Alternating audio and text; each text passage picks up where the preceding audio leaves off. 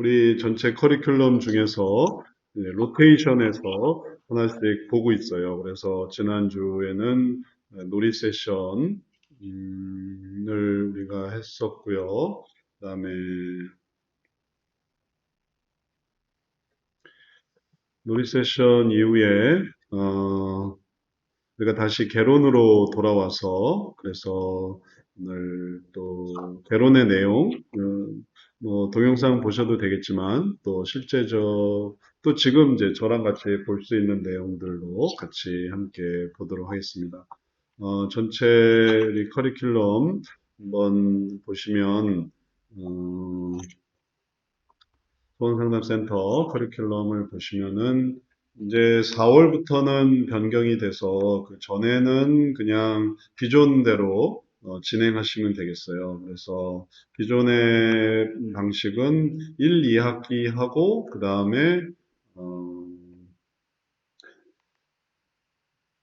3급으로 들어가는 걸로 이렇게 돼 있어요. 그래서 지금까지 하셨던 분들은 그냥 그대로 하시면 되고, 근데 이제 4월부터 앞으로 바뀌는 과정은 이거를 끝내고, 그래서 이제 어떤 식으로 바뀌냐 하면 요거를 끝내고 1, 2학기 하고 3, 4학기 하고 5, 6학기도 끝내고 그 다음에 3급으로 이제 이렇게 바뀌었어요. 그러니까 이제 좀 부담이 커졌죠. 근데 이제 그렇게 하게 된 이유는 여기에 보면 아까 송인경 사모님도 말씀하셨지만 차트 작성법도 있고 그다음에 지난주까지 했던 놀이 세션도 있고 또 앞으로 개발하려는 게 독서 세션, 연극 세션이라는 게 있어서 이제 독서를 통해서 그다음에 연극을 통해서 어떻게 하면 이 상담에서의 그런 한계와 그다음에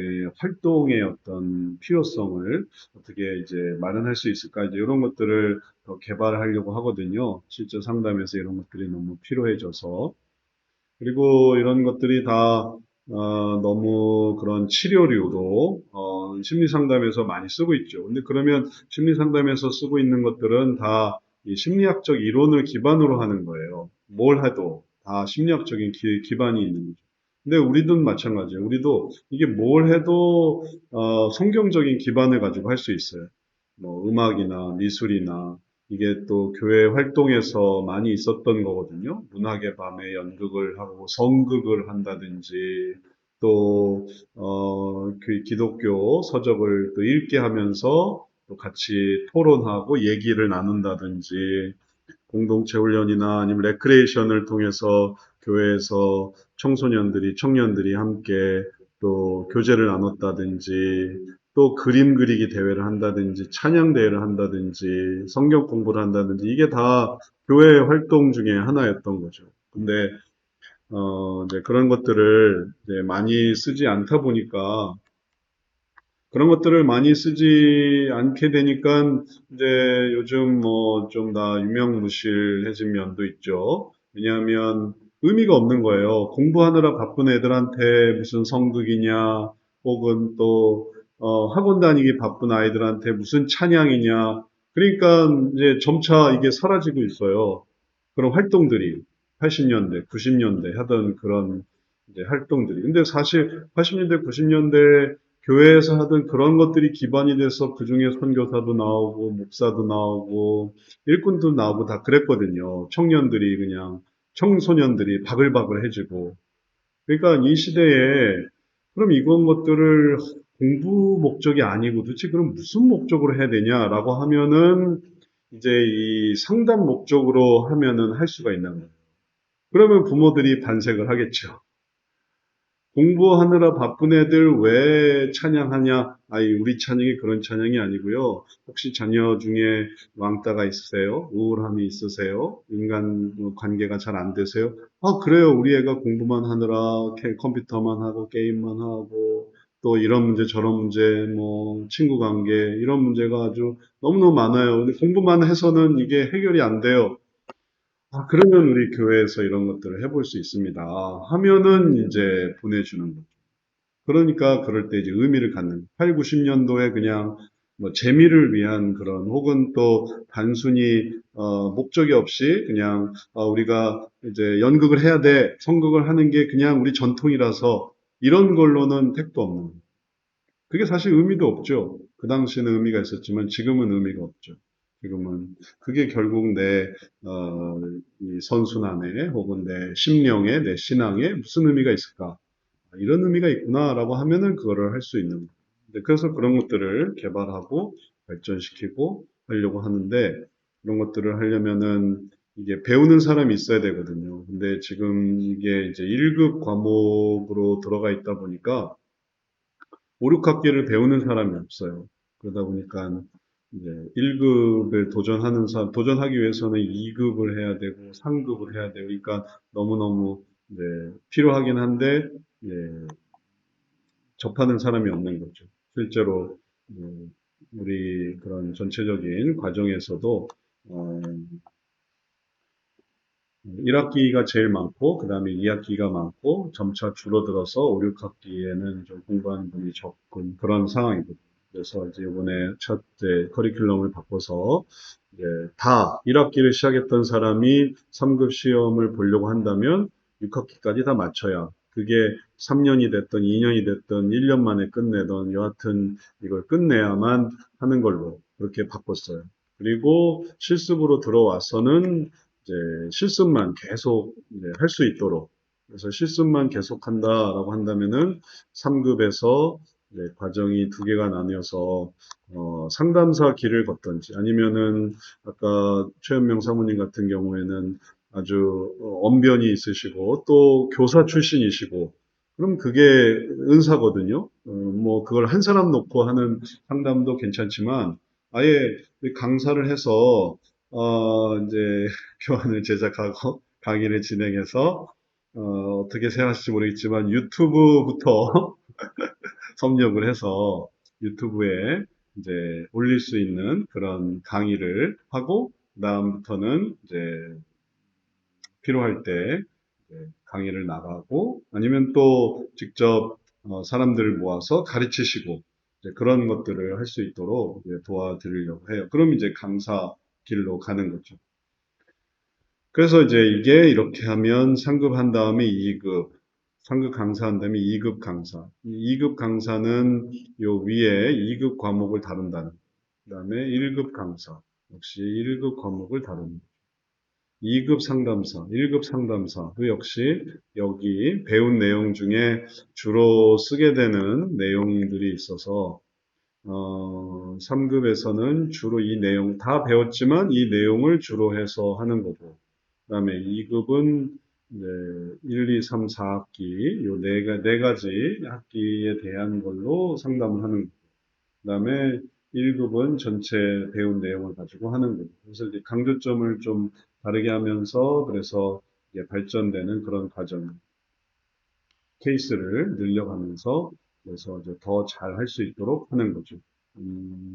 이제 많이 배우는 것이 있으면 뭐 그렇다고 해서 이걸 쓰지 못한다는 게 아니라 이제 상급 상담사도 이제 이걸 다 배우고 나면 6학기 내용 세션 이런 것도 다 쓸 수 있죠. 근데 이제 2급, 1급 올라가게 되면 더 어려운 부분을 다루게 돼요. 그거는 또 나중에 설명을 드리겠고요.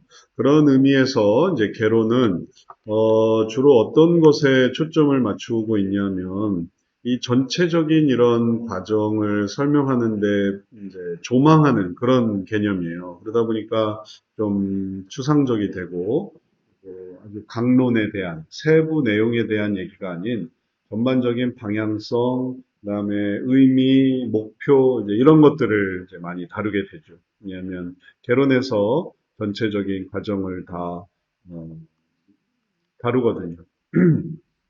그런 전체적인 내용을. 개론이 목차와 같은 거예요. 목차를 한번 보고 우리가 하려는 게 뭔지. 거기에 맞춰서 6학기, 5학기, 4학기, 3학기, 2학기, 1학기 내용이 들어가는. 자, 그런 의미로 개론을 생각해 볼 때, 중요한 내용은 이렇게 설명할 수가 있겠어요. 개론에 들어가 보면,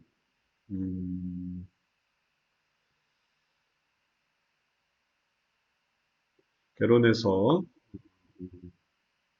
일반적인 상담에 대한 이해를 하게 되고요. 그래서 상담이 뭐 익숙한 분도 있지만 개론 과정에는 또 기본적으로 상담이 뭐냐, 상담에 대한 기본적인 정의부터 나타나기도 하거든요. 그래서 그런 것을 생각해서 정의, 종류, 필요성, 또 우리가 다루는 영역들 이런 것들을 하면서 우리가 다루는 상담의 내용들이 얼마나 다양하고 많은가 이런 것들을 이제 생각해 보게 돼요.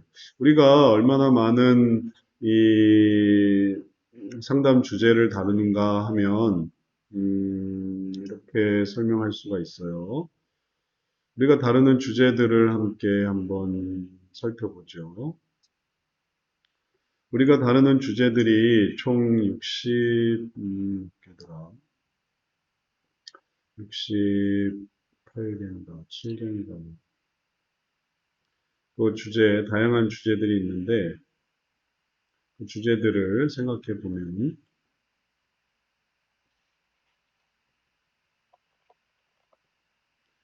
음, 자, 여기를 같이 한번 보시죠. 이제 문제가 세 개로 나뉘어서, 그래서 이해를 해야 되는 문제 하면 상급 문제고, 그다음에 2급의 감정 문제, 감정이 좀 격화되면 그런 감정 문제라고 하고, 그다음에 더 심한 경우는 1급은 신체 문제예요. 이런 문제를 다 다뤄요. 근데 이게 전체적으로 67개의 주제인데, 이거는 신체 문제에서 공황장애, 귀신 들림, 망각, 망상, 불면, 정신분열, 이런 것까지 다 다루고 있다면은 안 다루는 문제가 없는 거예요. 사실 우리가 인생의 모든 문제를 다 다루고 있거든요. 그래서 그러면은 이걸 어떻게 다룹니까? 이건 병원 보내야 되는 거 아닙니까? 근데 이걸 다루는 원리가 있는데 그게 뭐냐면 그게 이제 우리가 이렇게 생각해 볼 수 있는 부분이에요. 다루는 원리는 문제가 더 커지면 커질수록 거기에 대해서 대응만 하면 돼요. 문제의 수준이 높아진다고 생각을 해보세요. 3급 문제가 제일 간단하고 쉬운 문제들이거든요. 예를 들면 뭐 가정 문제다. 결혼 문제, 경제 문제, 뭐 교회 문제, 뭐 이런 것들은 다 흔히 있을 수 있는 연령대에 상관없이 그가 예를 들면 뭐 영유아 문제면 이제 부모가 얘기해 주죠. 얘는 형제 문제가 있어요. 얘는 뭐 자기 생활 습관의 문제가 있어요. 그러면 영유아 문제도 다루는 거예요. 부모를 통해서 얘기를 듣는 거니까. 그리고 영유아부터 시작해서 80대 이상까지도 뭐 자녀 문제로 영유아는 자녀 자신의 문제이죠. 80대에 뭐 자기의 몸에 문제가 있든지 아니면 80대 이상에서 또 자녀들, 또 손주들 뭐 그런 것들이 인한 고민 이런 것들이 있으면은 이런 것들은 다 3급 문제가 된단 말이죠. 그러면은 3급 문제에 대해서는 3급 과정으로 대응을 하는 3급 문제에 대한 3급 과정. 그래서 3급 과정을 통해서 3급 문제를 맞춰 나가는 우리 커리큘럼도 그래서 3급 상담사가 이런 부분들을 할 수 있도록 준비를 하고 있어요. 그 다음에 2급 문제가 있어요. 2급 문제. 그 다음에 1급 문제가 있어요. 근데 이 3급 과정이 여기서 1급 문제를 다루는 거는 기본인데, 그러면은 2급 문제를 다루는 건 좀 어렵지 않을까. 그 다음에 1급 문제를 다루는 거는 좀 불가능하지 않을까 싶지만, 우리가 지금까지 해온 과정은 어떤 식이었는가 하면, 3급 과정이 3급 문제, 2급 문제, 1급 문제를 다 다룰 수 있도록 그렇게 가르쳤어요. 그러면 1급 문제면은 이거 되게 어려운 문제인데 이걸 어떻게 합니까? 라고 한다면 하는 요령은 어떻게 하냐 하면 어, 이런 식으로 해요. 이게 예를 들면 도로가 있다고 해보세요. 도로가 여기 1차선 도로가 있어요. 1차선 도로가 있고 어떤 데는 2차선 도로가 있어요.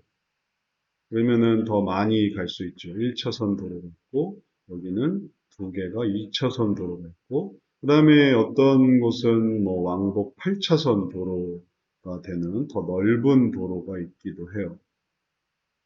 그러면 이런 차이예요. 3급이 예를 들어서 1급 문제를 다룬다라고 한다면 문제 하나를 찾아서 많은 문제가 있지만 그 문제 중에 하나를 찾아서 이제 진행한다라는 그러면은 그 하나를 가지고 왜냐하면 이제 이런 정신분열의 문제를 예를 들어서 자폐증 이런 문제를 가지면 이게 뭐랑 연결이 되냐면은 이게 뭐 스트레스랑 연결이 된다든지 정신분열이 뭐 우울증이랑 연결이 된다든지 이런 식으로 이제 축소가 돼요. 그리고 그 다음에 이런 우울증은 그러면 뭐와 문제가 되냐면 이게 뭐 가정 문제로 연결된다든지 아니면 뭐 대인관계의 문제로 연결이 된다든지 뭐 이런 식이에요. 그래서 이제 정신분열이라고 하면 이런 것들이 이제 많이 이제 섞여 있는 거죠. 이런 문제 저런 문제 다 들어오면 그럼 이제 정신분열이 일어나 조현병이 생겨나는 그런 상황이 되는 거예요. 자폐증도 역시 여기저기서 막 들어오면 그럼 이제 이런 게 생기는 거예요. 그 중에 하나의 고리를 찾는다라는 게 이제 이 3급 과정에서 1급 문제를 다루는 그런 요령, 하나의 고리. 그래서 이렇게 하나를 풀면 그러면은 짐 하나를 더 넣고 그다음에 이제 다시 돌아와서 다시 또 하나를 풀고 그다음에 또 짐 두 개를 이제 푸는 거예요. 이렇게 하나씩 하나씩 하는 시간이 좀 걸리죠. 하지만 이게 이렇게 가능한 그 다음에 2급은 그 중에 주제 두 개를 진행하는 거고, 그 다음에 1급은 이제 두 개 이상, 그러면 뭐 세 개부터 이제 다, 전부 해당되는 대로. 그렇게 여러 가지 주제를 동시에 다루는 거. 이거 하나를 할 줄 알면 이걸 할 줄 알고 이걸 할 수 있게 되는 거죠. 저글링 하듯이. 공 하나 던지고 받는 것이 되면 두 개 가지고 던지고 받는 거고, 그다음에 그게 되면 세 개, 네 개 이런 식으로 얹을 수가 있어요. 이제 그런 것들을 배우는 게 3급 과정, 2급 과정, 1급 과정의 의미입니다. 그래서 이런 과정들의 의미를 이해하고 그리고 다시 우리 교재로 돌아오면 상담이 이러한 영역들을 다 다룬다는 거예요.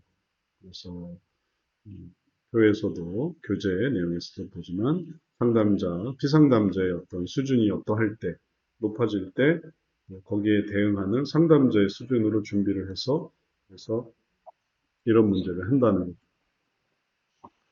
제일 잘 맞는 거는 상급 문제에 이렇게 해주는 거지만 그게 전부는 아니니까 이렇게 해도 되고 그 다음에 이런 과정을 상급이 하는 거예요. 그런데 또 이걸 맞추기 위해서는 또 상담사도 준비돼야 되겠죠. 그래서 이런 필요한 조합을 이룰 때 그때 잘 상담이 이루어지겠어요. 이런 상담의 개념을 기본적인 상담의 개념들을 생각을 해볼 수 있어요.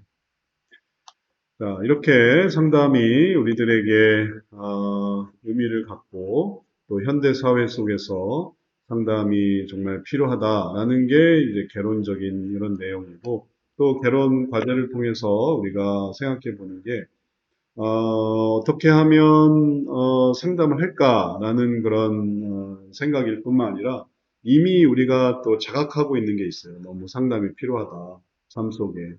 이제 그 다음에 이제 그럼 그걸 어떻게 할 거냐 이제 그 이유를 또 생각하는 거죠. 그러니까 두 가지예요. 하나는 상담이 필요 없다는 사람에게 상담이 필요하다라는 거를 얘기해 주는. 안 그러면은 상담적으로 하지 않으면은 그러면 뭔가 방식이 필요해요. 상담적으로 할 게 아니면은 교육학적으로 하든지 아니면은 신앙적으로 하든지 그게 이제 가능하고 먹히고 그게 효과적이고 그러면은 굳이 상담적으로 할 필요가 없죠. 근데 교육학적으로 해도 신학적으로 해도 신앙적으로 해도 안 된다 한계가 있다. 그러면 그 다음엔 이제 상담이 그 밑을 차지하는. 근데 그런 어떤 필요성을 느끼게 된다면 그럼 이제 상담 분야가 열리는. 그래서 상담이 필요 없다고 생각하는 사람에게 상담을 아는. 그다음에 상담이 필요하다라고 생각하는 사람에게 그러면 어떤 상담을 할 거냐라는 걸 말해주는 게 이 과정의 중요한 내용이 되겠죠. 그렇게 생각할 때 제일 먼저 접하게 되는 건 심리학적인 상담 이론의 문제예요. 심리학적인 상담 이론. 그리고 그런 것들을 개론에서 계속 말하는 게 심리학적 상담 이론이 문제가 있다라는 거죠. 그리고 그러한 이유들이 비성경적인 인간관이 어떠냐라는 게 되게 큰 영향을 미쳐요. 사람을 어떻게 보고 있는가라는 것이 우리가 개론에서 항상 생각해 보고 있는 인간관에 대한 이해는 이제 그 이후에도 우리가 계속 이제 살펴보게 되는데 얼마나 이러한 인간에 대한 이해가 필요하고 그리고 또 그런 것들이 우리 삶 속에 중요한가 한다면 이렇게 말할 수 있겠어요. 각각의 그 심리 상담 이론을 이런 식으로 정리해서 생각을 해볼 수 있어요. 아까 최현명 사모님도 잘 얘기해 주셨지만 정신분석에서 보는 인간관, 그다음에 인지행동에서 보는 인간관, 그리고 인간 중심에서 보는 인간관 이런 것들이 너무 이제 기독교인하고는 너무 차이가 나는 거죠. 기독교에서 신앙적으로 얘기하지 못했던 얘기들을 여기서 이렇게 듣게 되는데, 이제 문제는 그게 진짜다라고 생각한다는 거예요. 가족치료에서 보는 인간관, 인간 중심으로서 보는 인간관, 인지행동, 정신분석에서 보는 인간관을 이게 학문이기 때문에 그리고 또 일반 학문이기 때문에 너무 당연하고 그리고 그래야만 한다 하니까 벌써 성경에서 본 거랑 충돌이 되는 거죠. 애초에 성경적인 어떤 생각과 이게 없는 사람은 그런가 보다 하고 받아들일 수 있겠지만 그런데 성경적인 가치관이 있는 사람에게 정신분석은 모든 걸 다 과거에 매여서 물론 프로이드는 성적인 부분을 얘기를 했고 그 다음에 프로이드는 성적인 얘기를 했고, 융은 이 집단 무의식을 얘기를 했고, 아들러는 개인 심리학. 그래서 아들러가 또 유명해지는 계기도 있었죠. 개인의 문제. 그 다음에 이런 것들에 의해서 뭐 교류 분석, 대상 관계, 뭐 이런 것들이 다 이제 하나의 정신 분석으로 나오고 있는데 이런 것들은 다 과거에 매여 있는 그래서 내가 왜 이런 행동을 하는가 또는 과거에 그런 경험이 있기 때문에 라는 그 요소는 좀 다르지만 그런 거예요. 그런 이제 과거는 다 깊이 이게 쌓이고 쌓이는 거죠. 과거라는 것은. 그래서 그 쌓여 있는 그 무엇인가에 의해서 사람이 결정되는 거다. 그래서 어쩌라는 거냐. 그 위에 있다. 그래서 이런 것들이 있다. 그래서 이걸 어쩌라는 거냐. 받아들이라는 거예요. 그걸 받아들여라. 융 심리학의 이런 집단 무의식의 결과 MBTI가 형성이 됐으니 그걸 받아들여라. 바꾸려고 하지 말고 받아들여라. 개인 심리학에서도 내가 중요하니 그리고 그렇게 생각하는 당신은 이상한 게 아니야. 아들러식이야. 그러니까 얼마나 새로워져요. 난 되게 남 생각하지 않아. 난 내 중심이야. 난 내가 하고 싶은 거를 할 거야. 근데 그 근거는 아들러라는 사람이 있는데 그 사람도 그게 당연하다고 얘기했어. 그러니까 그 사람에 따라서 그게 이제 강화되는. 그다음에 교류 분석을 통해서 우리는 이렇게 죽어가는 트랜섹션의 문제고 예, 그래서 안 되는 거야. 그러니까 그렇구나 하라는 거예요. 그렇구나. 그거를 뭔가 바꾸거나 또 개선하거나 아니면은 근본적인 문제를 제거하려거나 하지 말고 대상 관계에서도 그 사람에게 서 나는 이렇고 나는 그 사람에 게서 이렇고 그러니까 그 모든 부분을 이제 정당화하고 합리화하고 이제 이런 것들이 이제 정신분석의 세계 속에서 인간은 다 이런 기반에 의해서 형성된 어, 환경의 어떤 영향이다. 그리고 과거의 영향이다. 그는 결정적이다. 그래서 그걸 파헤쳐주고 그 다음에 당신이 이런 거는 이걸 추구하기 때문이니 너무 걱정하지 마세요. 라고 설명해 주는 일종의 어떤 어, 면죄부를 주는 혹은 마음을 편하게 해주는 그런 얘기인 거죠. 그러니 이런 문제를 가지고 예를 들어서 성 문제를 다룬다, 왕따 문제를 다룬다. 그러면 그냥 그걸 받아들이라는 거죠. 또 바뀌기가 어렵고 왜냐하면 이걸 바꾸려고 하는 게 아니기 때문에. 그러니까 결국은 이제 변화가 없는 거예요. 그리고 변화가 없으니까 악순환은 계속되는 거고 그 악순환 속에서 해결이 안 되는 거죠.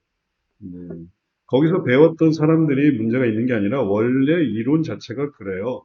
원래 이론 자체가 그렇게 배우기 시작하면 이론 자체가 그렇기 때문에 그렇게밖에 말을 할 수가 없어요. 다르게 말을 하면 안 되게 이제 배워왔고 또 거기에 받아들이게 되니까. 그래서 그걸 깨는 게 이제 성경적 상담이고, 그래서 성경적으로는 그렇게 생각하지 않는데요. 인간관이 다르네요. 성경적인 인간관은 뭡니까? 그건 그리스도 안에서 새로운 피조물인데요. MBTI를 넘어서는데요. 또 어떤 리비도 개념을, 무의식적인 개념을 넘어서는데요. 그게 내 발목을 잡고 있지만 나는 그걸 풀 거예요. 성령께서 나를 새롭게 해주실 거예요. 이렇게 생각을 하는 거니까 이제 이런 문제들에 대해서도 변화가 이루어지는 거죠. 그건 너가 이렇게 잘못 생각했기 때문이야. 이제 그것을 다르게 생각을 해보자라고 하면은 이제 이런 것들을 이제 바꿔나가는. 그 다음에 그런 생각들이 비신앙적인 방법론이 있는데 그 비신앙적인 방법론은 이제 여기서 조금 더 발전된 내용들이 인지행동이 있어요. 인지와 행동을 그냥 한 묶음으로 하거든요. 행동이 문제야. 그러면은 행동은 아까 이제 토큰 얘기도 잘 하셨는데 그걸 이제 토큰이라고 해서 토큰 경제 해가지고 이제 강화, 소거, 처벌 이런 방식으로 행동을 수정하는 그럼 이제 행동요법이거든요. 인지, 행동 부분이고, 그 다음에 이제 인지 부분이 있어요. 인지도 그렇게 할 수 있는 거예요. 그런 원리로. 그래서 인지치료의 베크가 인지 도식이 문제고, 인지 도식이 왜곡되고, 오류되고, 그리고 이제 이거를 바꾸려고 하는 거죠. 양극적인데, 이분법적인데, 그거를 바꿔주자. 그러면 이걸 어떻게 바꾸냐는 거예요. 그걸 인지가 왜곡된 기준이 뭐고 그 인지의 그러면 그 인지를 어떤 식으로 바꿔줍니까? 라고 할 때 제시할 수 있는 기준이 이제 모호한 거죠.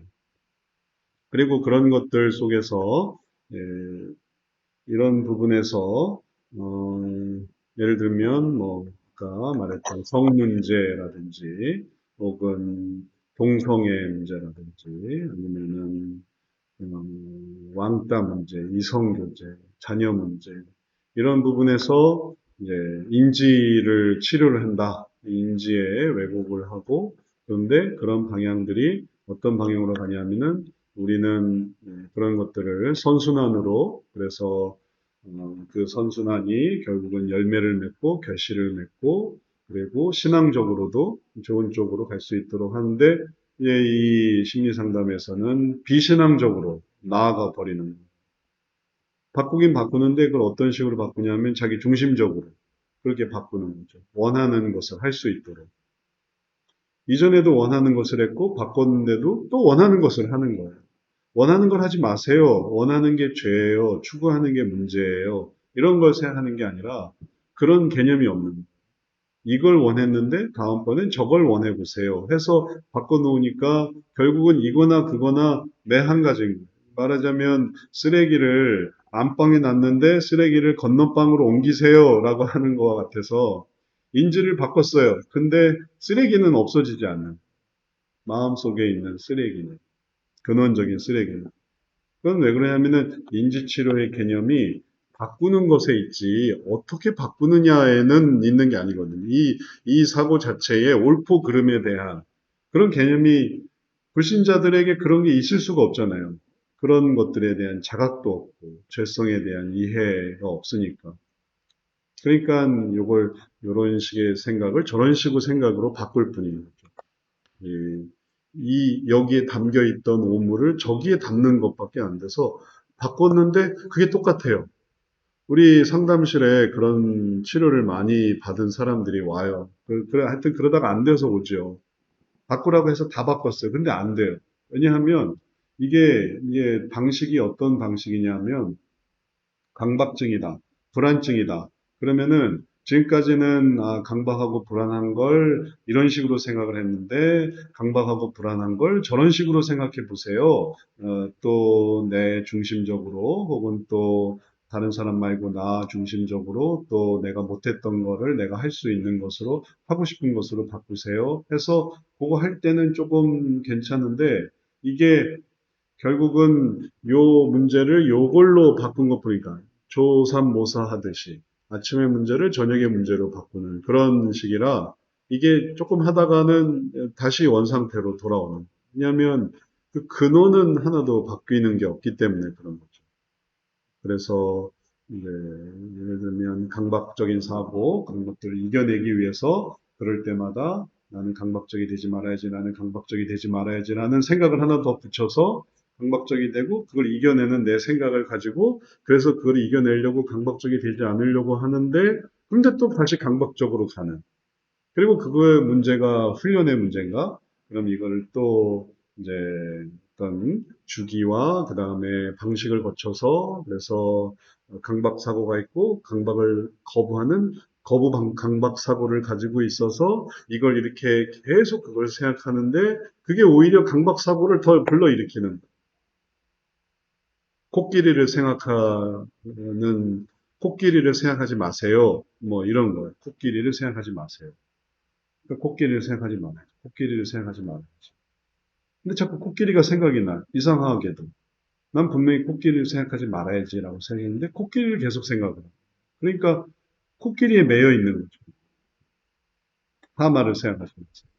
하마를 생각하지 마세요. 절대 하마 생각하지 마세요. 절대 생각하면 안 됩니다. 근데 그러면서 하마가 자꾸 이제 강조가 돼버리는 거예요. 그러니까 결국은 어떤 식이냐면 인지 왜곡을 바꾸려고 하는 그 자체가 인지 왜곡을 더 강조해요. 인지 오류를 바꾸려는 방식 자체가 인지 오류를 더 강조하게 되는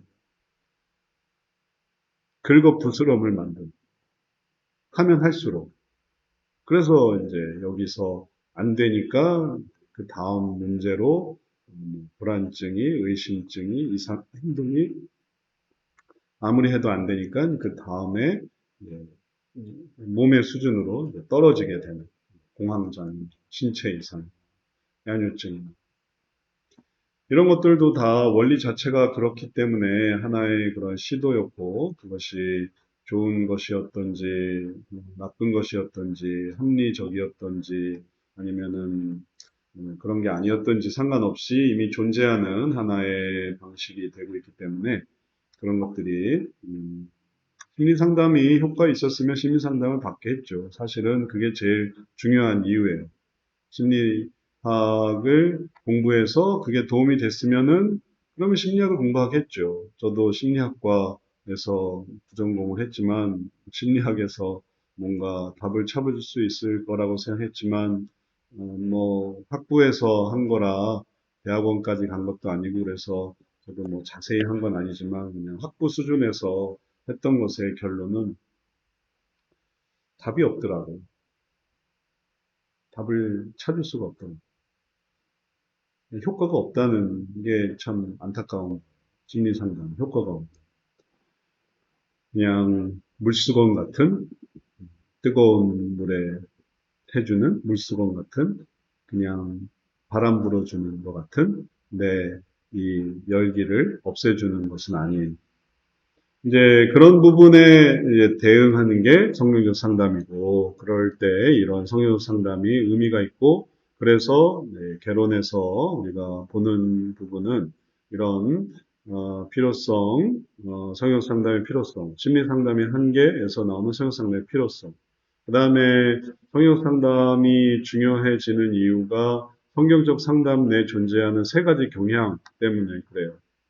제이 아담스도 마찬가지지만 제이 아담스 관련이 우리들에게 이해하게 하는 게 뭐냐면은 제이 아담스는 그냥 시작을 했고, 그 이후에 통합주의가 생겼고, 그 이후에 혁신주의가 생겼고, 그 다음에 전통주의가 생겨서 성역 상담이 세 개로 나뉘게 되었다라는 거를 이해해야 되겠어요. 그리고 그 중에서 우리는 웨스트민스터 성역 상담의 그런 내용들을 보게 되는 것이고, 그런 내용들을 잘 이해할 때 우리가 있는 그런 요소들, 그리고 우리가 또 생각해야 되는 그런 부분들을 잘 이해할 수 있고, 그리고 그럴 때 앞으로 배우는 내용의 의미를 잘 생각해 볼 수가 있겠어요. 웨스트민스터의 내용들을 공부할 수 있는 곳이 다른 데도 또 있었으면 물론 좋았겠는데, 음, 그게 신기하게도 없어서 안타깝게도 그래서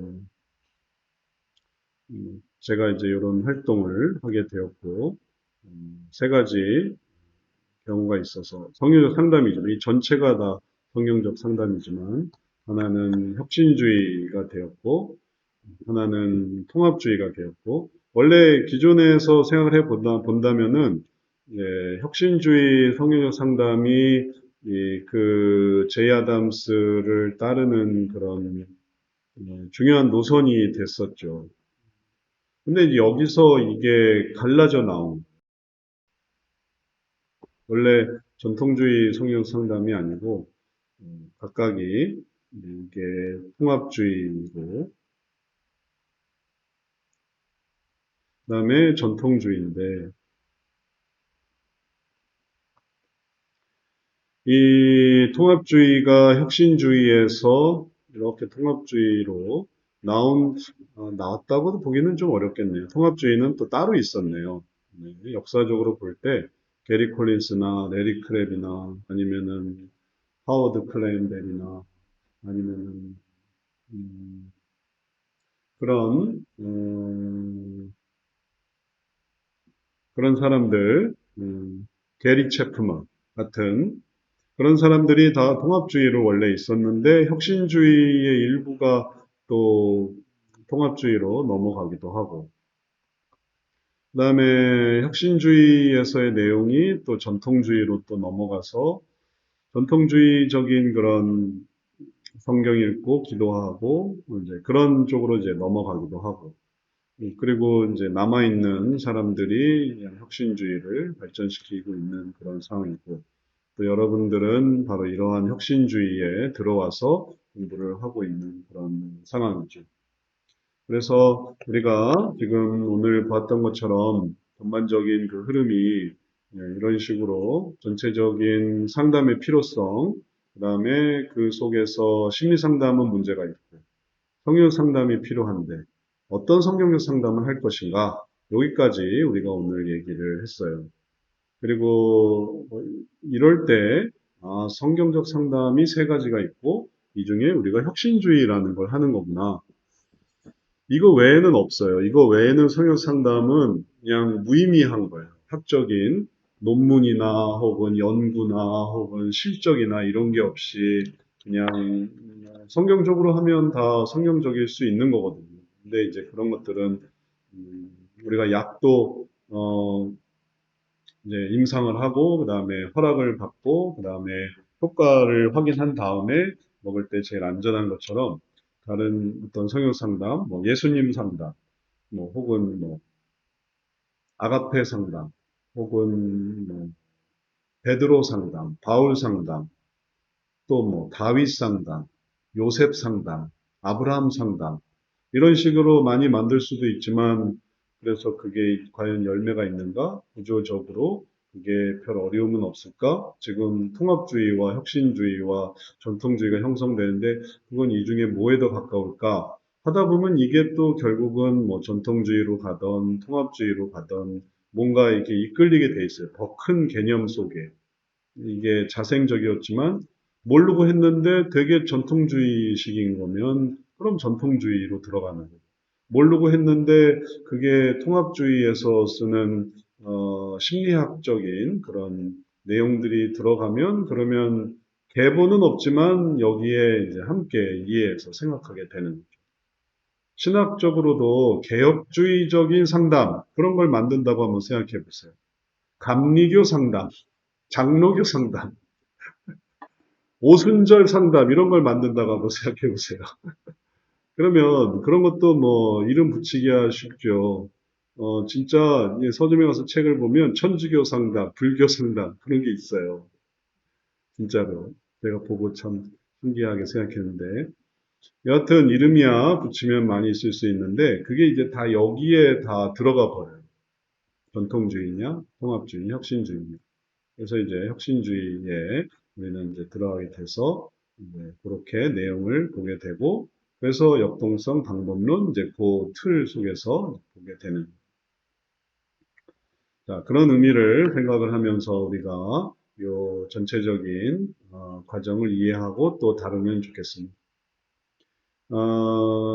설명할 부분은 여기까지 하도록 하고 다음 시간에도 개론을 좀 다룰 테니까 나머지 그래서 이 세 가지 경향의 문제로 우리가 생각을 해 봤는데 그 안으로 들어갔을 때의 그런 혁신주의의 특징이 뭐고 또 그럴 때 의미가 뭔가 이런 거는 우리 다음 시간에 해보도록 하겠습니다. 제가 지금 오늘 설명드린 내용에 대해서 질문 있으시면 한번 같이 나눠보도록 하죠. 혹시 질문이 있을까요?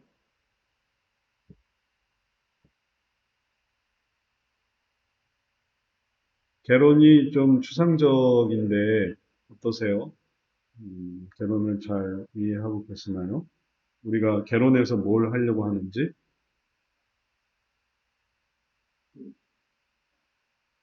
어,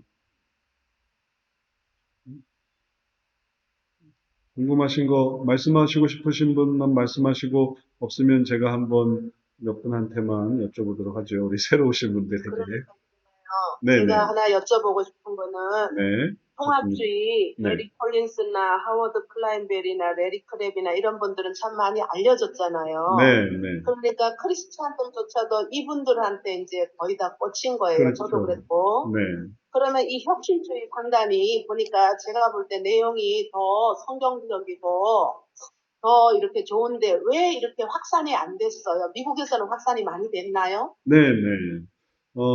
미국에서는 확산이 많이 돼서, 웨스트민스터 신학교와 그다음에 CCEF라는 기관으로, 전체 내셔널 컨퍼런스를 할 정도로, 그러니까 전미 집회를 할 정도로 영향도 많고, 그다음에 책도 많고, 그래요. 그런데 이제 거기에 대해서 뭐 해석은 분분하겠어요. 왜 우리나라에서는 심리학적인 이 통합주의와 이 통합주의 성역 상담이 왜 더 인기가 있었을까? 우선은 뭐 몇 가지 이유를 생각해 볼 수 있는데 뭐 제일 큰 이유는 그게 더 잘 알려졌어요. 그러니까 미국에서도 CCEF와 웨스트민스터를 통한 혁신주의 성현역 상담이 알려진 것보다는 물론 유명한 분들이죠. 게리 콜린스, 레리 크랩, 또 하워드 크라임벨, 그다음에 게리 체프먼 이런 분들의 책들, 사랑의 다섯 가지 언어라든지, 또, 어떤 그런 책들이 더 유명하고 또 효과적이었죠. 그리고 그게 이제 우리나라로 넘어올 때도 비슷한 양상을 띈 거예요. 그 퍼센테이지로 따진다면. 그러니까 미국 전체적인 그런 의미에서의 그 통합주의적인 상담과 혁신주의 상담을 생각해 보면 인구수나 아니면 구성수나 이런 걸 생각해 보면 우리나라에서는 전혀 안 알려진 건 아니지만 뭐 에드웰치나 폴트립이나 뭐 이런 책들이 알려진 건 있으니까 전혀 부족한 건 아닌데 조금 과장됐다고 하면은 좀 그보다는 좀 적은 거죠. 그런데 그런 면은 어떤 의미냐면 더 세력이 커요. 더 뭐랄까 더 유명해요. 통합주의가. 미국에서도. 미국에서도 웨스트민스터를 아느냐, CCEF를 아느냐라고 생각하면은 그보다 통합주의를 더 많이 아는 거죠. 우리나라도 마찬가지고. 그러니까 그런 것들이 더 많이 이렇게 설명이 되고 있죠. 그 다음에 또 이제 그러면 그게 이제 꽂혔어요. 그래서 통합주의에 꽂혔어요. 그럼 배우려고 해요. 그러면 배우려고 하면은 교육기관이 있어야 되는데 교육기관이 통합주의는 많아요. 각 학교마다, 신학교마다 다 통합주의라는 게 별거 없이 심리학과 성경을 하면 그냥 통합주의 성경적 상담이거든요. 그러니까 하기가 쉬운 거죠. 심리학을 한 사람들이 할 수도 있고, 그 다음에 신앙인들이 할 수도 있고, 그래서 이제 이런 학교들이 많아요. 책에 어떤 자극도 되고, 실제로 배우려고 해도 기관이 많고, 그러니까 이제 통합주의가 더 활성화되는 거죠. 혁신주의는 기관도 적고, 그리고 미국에서도 마찬가지. 그럼 미국에서 웨스트민스터는 왜 그렇게 과정이 이게 어렵냐? 그건 이제 웨스트민스터의 문제인데, 이게 과정이 어려워요. 웨스트민스터 혁신주의 성역상담 배우기가 어려워요. 배우기가 쉬우면 좋겠지만, 학위 과정은 되게 거의 불가능에 가까운 수준이에요. CCEF 과정도 온라인으로 배울 수 있는데, 이제 그거는 또 학위 과정은 아니니까 학위가 필요한 사람들은 또 좀 애매한 부분인 거고. 이제 그런 애매한 그런 상황이 있어요. 상황은 그래요. 더 유명하고 덜 유명하고, 그다음에 더 많이 공급돼 있고 덜 공급돼 있고. 그러니까는 거의 뭐 심리학이 이 퍼센트를 한번 생각해 보세요. 심리학은 교회 내에서 상담의 어떤 필요성을 알고 하기 전보다도 더 큰 규모를 가지고 있거든요. 더 엄청난 규모를. 그러니까 거기에 성경적 상담, 성경적으로 한다라는 개념은 여기에 일부분에 불과할 뿐이라서 그 중에 이제 통합주의가 앞서 나가고 있고, 그 다음에 전통주의는 전통주의대로 사용하고 있고, 그리고 그 중에 이제 혁신주의가 이제 하는 거죠. 또 우리나라 교회의 신앙인 중에는 또 상담에 대한 기본 개념이 없기도 하고, 상담을 할 수 있을까? 뭐 이런 생각이 많이 있기도 하고, 일반 사람들도 마찬가지고. 이제 그런 것들을 이제 넘어서야 하는 한계고, 문제점은 뭐 그런저런 문제점으로 설명할 수가 있겠어요. 음. 다음에 또 다른 궁금한 거 있어요? 그래서, 이제 우리가 생각해 보셔야 될 거는 뭐냐면, 어, 환경은 이렇고, 이걸 어떻게 극복할 것인가, 이제 이렇게만 생각하시면 되겠어요. 그 소수의 문제를, 후발 주자의 문제를, 성역 상담은 심리학의 수준에서도 역사가 그래도 이렇게 짧은 편이거든요. 60년대부터 시작했으니까. 심리학은 이미 그 오래전부터 이제 시작되어 온 그런 역사가 있기 때문에 더 많이 알려진 면이 있죠. 그러니까 그런 부분을 감안해서 우리가 또 달려나가야만 하겠어요. 또 다른 분들 궁금한 거 있어요? 자, 그러면은 잘 이해가 되신 것 같고 또 몇 분은 또 바쁜 일이 있어서 먼저 가셨고요. 괜찮습니다. 우리가 이제 다음 시간에도 함께 또 두 번째 시간 배우게 된 과정 중에 배워야 될 내용들, 그다음에 또 개론을 또 공부 동영상 들으시다 보면 또 좀 자세한 내용을 보실 수 있으니까 오늘 그다음에 했고 다음 주에 궁금한 거 있으면 또 정리하셔서 기억하셔서 같이 저에게 대답을 좀 얻고 싶은 부분이 있으면 알려주시면 다음 주에도 함께 나누도록 하겠습니다. 자, 오늘 수고하셨고 우리 기념사진 하나만 찍도록 하겠습니다. 오늘 참여하신 분들 자, 화면을 한번 보시죠. 하나, 둘, 셋. 자, 한 번 더 찍습니다. 하나, 둘, 셋. 자, 수고하셨고 한번 기도하고 마치겠습니다. 사랑의 주님, 이 온라인 세미나를 통해 원근 각지에 있는 주의 성도들이 성역 상담을 배우게 하시고 또 준비하여 하나님의 일에 동참케 하시는 것 감사합니다. 또 예전에 있는 사람들과 또 새로운 사람이 함께 모여 또 미래를 같이 나누게 하시니 감사합니다. 이러한 과정들이 아브라함을 불러 아브라함의 자손들을 세우시는 또 주님의 부르심과 그리고 또 하나님께서 12제자를 불러 그들을 통해 복음의 자녀들을 만드시는 그러한 일들을 생각하게 하오니 시작은 미약하였으나 또 창대케 하시며 또 귀한 열매 맺게 하실 그 미래를 바라보며 함께 나아가게 해 주옵소서. 오늘도 다시 한번 또 온라인으로 함께 모이게 하심에 감사드리며 또 배우고 익히는 중에 주의 은혜가 넘치도록 복내려 주옵소서. 감사드리며 예수님 이름으로 기도드렸사옵나이다. 아멘. 자, 수고하셨습니다. 그러면은 우리 또 다음 주에 뵙도록 할게요. 네, 감사합니다. 네, 들어가세요.